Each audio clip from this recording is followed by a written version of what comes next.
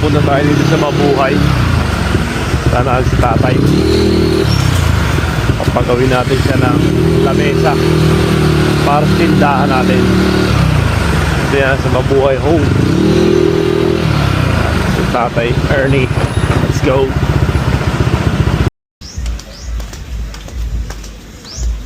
Tao po.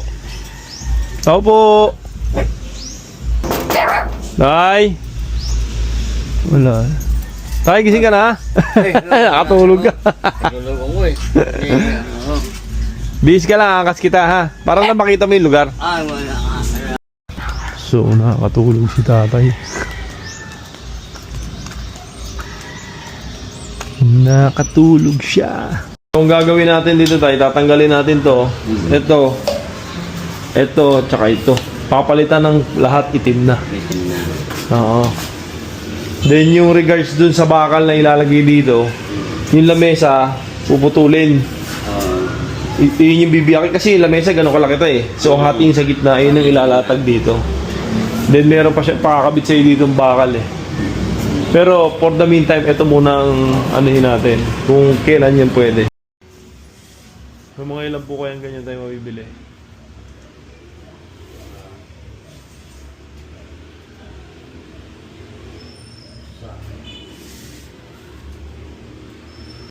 So okay lang natin ng 5 tiles na itim pa. Ganito. Sabi ni tatay 60 by 60. Sinukat niya na para din sa lahat. Papalitan natin ng itim yan. So yan, mas maganda kung itim nung napipintura dyan. Hindi kasi natin gawa ng ano yan eh, lababo. Oo. Sige, sige. Tara, punta tayo sa bahay tayo. So ito yung kiosk natin dito sa Golden City. Nabuo na finally. After such a long time. Ito yung pwesto natin. So wala pa siyang kuryente. Palagyan pa ng kuryente by 27 siguro. Then yung tubig, lalagyan na rin yan. Submetered lang ang ano yun sa atin. Dito, papala-ayos din natin yan. Palilinis natin yan. Ano ko yung magandang plano ni Mrs. na gagawin niya para maging maganda siyang tignan. Yung loobin, makapaglagay kami ng signboard, kung papayag sila. Kasi walang signboard eh. Kailangan pa natin lagyan ng signboard dyan. So ito yung gilid natin dito. Sa kabila, puro dry goods. Ayan, may mga nagtitinda na eh. Ito, binakbak nila to. Sinilanda yung ako, kung tinda ko lalagay dito. 8, lupit mo, nagaganto ka na. Magkano may benta yan? Pati yung laruan, nakuha mo rin? Yan ang pinatutulak mo, yung laruan. May mga ganto ko eh, kaso nasa bahay. Plastic eh, dun yung bahay ko, malayo eh. Kaya mo lakarin, dun sa may tapat ng pulis. So, di ba yung laro mo pa? Sige na, dali mo na yan. Magkano mabibenta mo yan? 50 pesos. Mamayang gabi, mga ngaruling ka pa. Sige na. Hindi ka na ngaruling? Magalita ka. Ang galing mo, sipag mo. Very good, very good. So, pinaihi ko na muna to at nag-check na si tatay dun sa loob ng bahay. Tinitignan niya na yung lamesa. Susukatin niya na. Kasi pag di mo pinalabas to, baka sakmalin eh. Hindi natin nagbabasketball dito.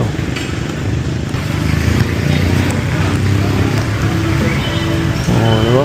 Alam din manood na nagbabasketball dito.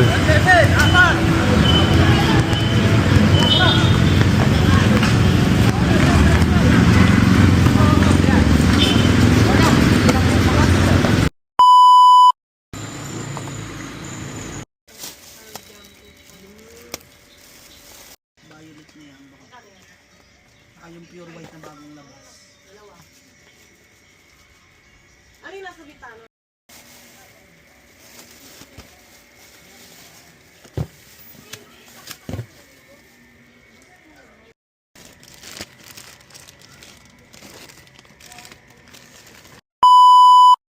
So jogging muna tayo. Time check is 5 o'clock.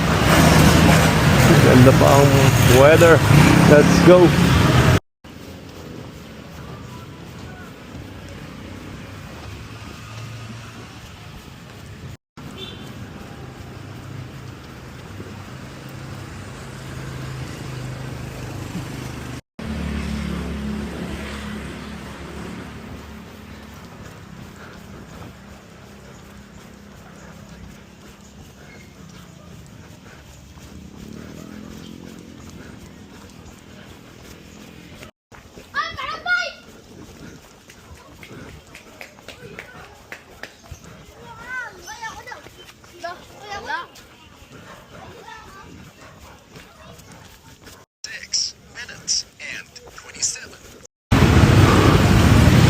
Pag-overwalk tayo.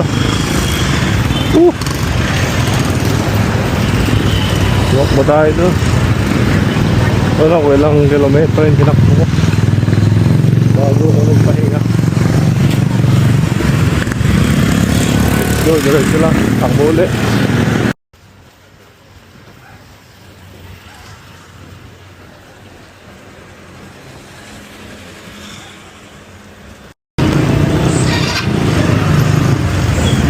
Grabe.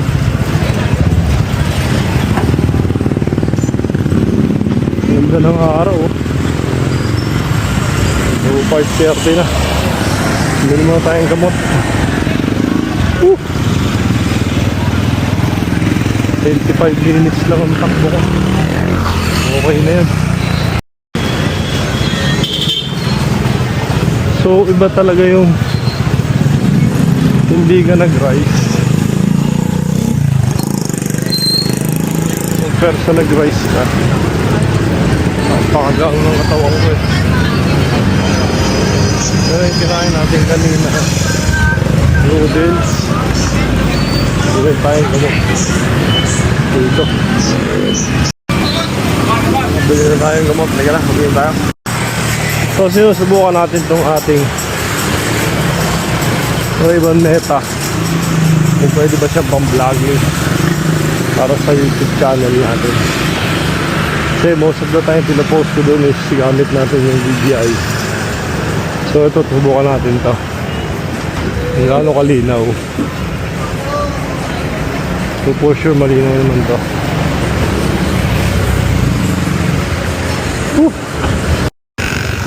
So itong si Ray-Ban Meta, hindi siya ganun maganda pagdating sa low light.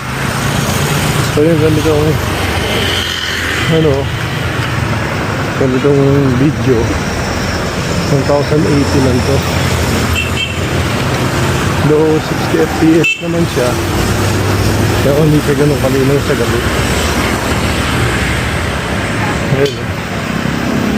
Sana magkaroon ng update si Meta pagdating dito, gawin ng 4K kasi 1080 lang to, 60.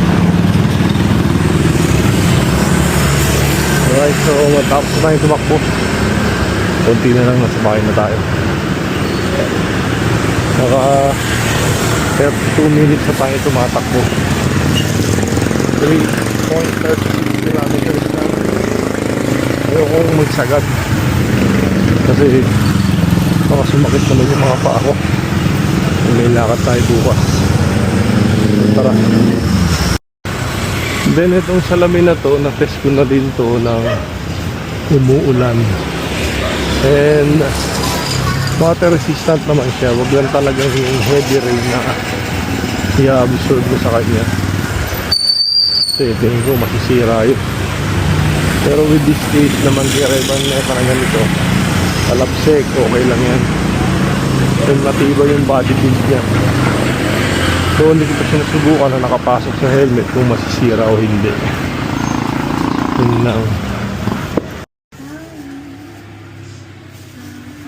Thank you.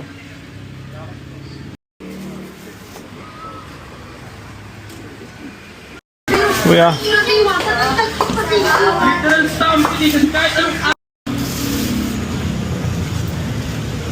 Hindi mo makita? Ingat ka. Here. So palabasin natin si, rating natin na night mode itong si Ray-Ban Meta. Ayan o. Though ito kasi wala siya night mode, so ganito lang siya. Tawid muna tayo. Doon medyo madilim doon. Hopefully magkaroon sila ng update wherein sana maging 4K 60 FPS na itong si Ray-Ban Meta na gamit natin. Kasi mas maganda yon. Kasi last time this was only 1080-30. Then nag-update sila. Yung last na update naging 1080-60. Itong Gen 1 na gamit natin. Hindi ko alam kung sa Gen 2 kung ano ba yung update doon, pero I think it's the same sa update naman doon kung ano yung update dito sa atin. So yun lang mga kabihero. Day, kain na dali. Sa picture quality okay din. Okay din siya kung gagamitin mo siyang pang snapshot. Maganda rin ang quality. Pero hindi pa siya 4K. 1080 lang siya. 60 FPS. So at this moment, gabi na dito, sobrang dilim. Ayan, ito lang ang may ilaw.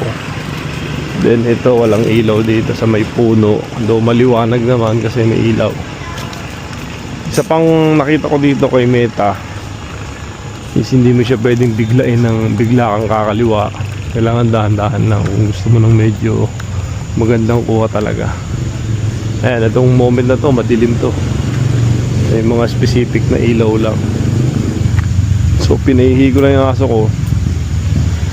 So hanggang dito lang ang aking vlog para sa ating review nitong Ray-Ban Meta. Ewan ko nakikita yung mga puno na yan. Let's see later. Kasi nag-edit lang tayo sa CapCut. So wala akong i-adjust. Kung ano lang yun nandun na ipakikita ng video. Yun na ang gagawin natin. Alright.